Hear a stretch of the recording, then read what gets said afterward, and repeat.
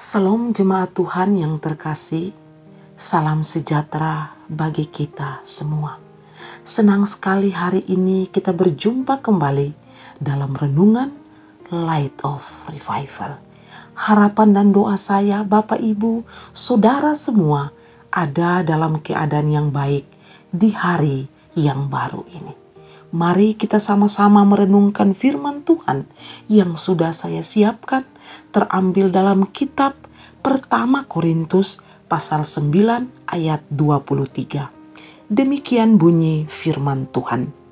Segala sesuatu ini aku lakukan karena Injil, supaya aku mendapat bagian dalamnya.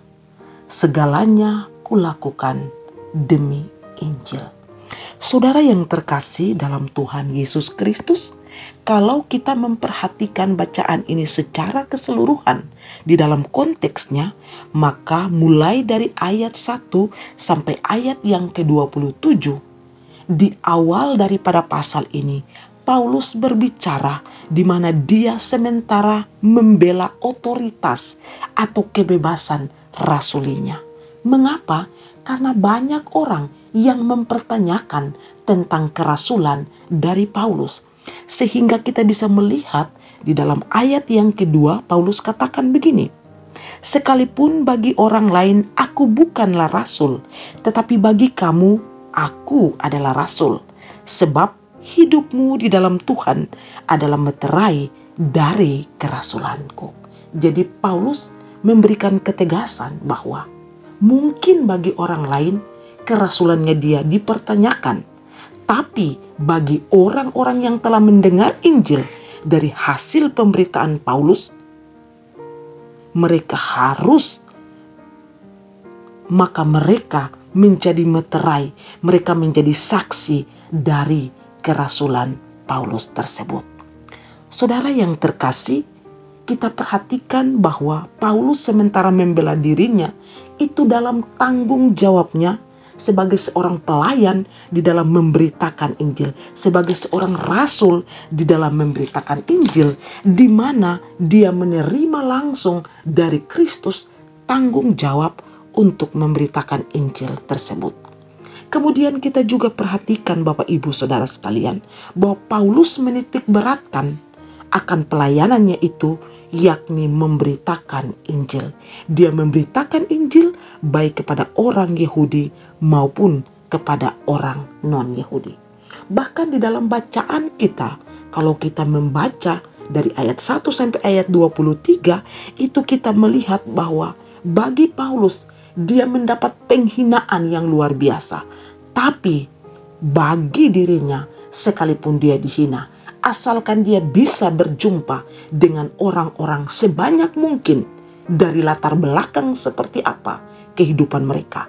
Asal dia bisa ada di tengah-tengah mereka dan dia dapat memberitakan Injil kepada mereka.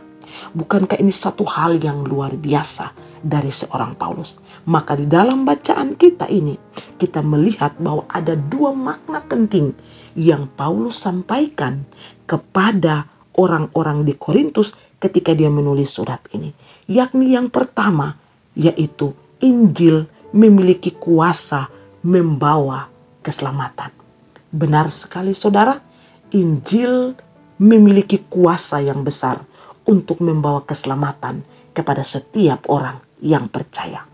Yesus juga pernah berkata di dalam Yohanes 6 ayat 47. Aku berkata kepadamu, barang siapa percaya, dia memiliki hidup yang kekal. Ya, Injil membawa kuasa keselamatan kepada orang.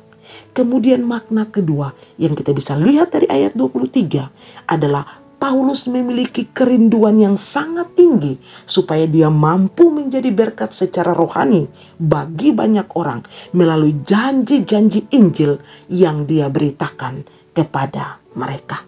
Jadi Paulus sadar benar bahwa Injil memiliki kuasa untuk menyelamatkan, dan karena itu dia sangat bertekad supaya dia mampu menjadi berkat dalam hal ini, memberitakan Injil kepada sebanyak-banyaknya orang, sekalipun untuk itu dia harus mengalami penganiayaan, penghinaan, dari orang-orang dunia ini. Jika demikian, Bapak Ibu Saudara, apa pelajaran bagi kita? Pelajarannya adalah yang pertama, pernahkah kita renungkan? Sudahkah kita menjadi orang yang peduli dengan orang lain? Sudahkah kita bertekad untuk menjadi berkat bagi orang lain? Mungkin selama ini kita menjadi berkat secara jasmani bagi orang lain. Tapi hari ini Paulus mau supaya kita juga menjadi berkat secara rohani bagi orang lain. Dan berkat secara rohani itu yakni berita Injil yang harus kita sampaikan kepada orang lain. Sudahkah kita peduli dengan orang lain? Sudahkah kita peduli dengan orang-orang di sekitar kita? Sudahkah kita peduli dengan sanak keluarga kita? Mungkin sementara mereka berjalan menuju kepada kebinasaan. Tugas kita adalah sebagaimana Paulus peduli kepada orang banyak dan beritakan Injil kepada mereka, baik orang Yahudi maupun non-Yahudi. Maka kita orang Kristen pun kita dipanggil supaya kita peduli dengan orang lain, supaya kita dapat memberitakan Injil dan kita menjadi berkat bagi banyak orang di mana saja kita pergi dan kita berada. Maukah kita melakukan semua itu? Dan pada akhirnya kita dapat mengatakan sebagaimana apa yang dikatakan oleh Rasul Paulus, bahwa segalanya kulakukan demi Injil. Biarlah kita semua juga dapat memberitakan Injil bagi banyak orang. Kiranya Tuhan memberkati kita. Mari kita berdoa. Tuhan, kami mengucap syukur untuk firman Tuhan, teladan Paulus, di mana Paulus mau menjadi berkat dalam berita Injil.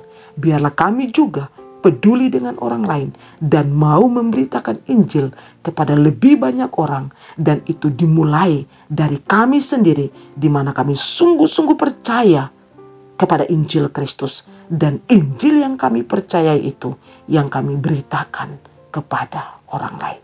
Tolong kami Tuhan, mampukan kami ya Tuhan. Di dalam nama Yesus kami berdoa. Amin. Saudara sekalian, mari terus jadikan firman Tuhan sebagai pelita dan terang di sepanjang hidup kita. Tuhan Yesus memberkati.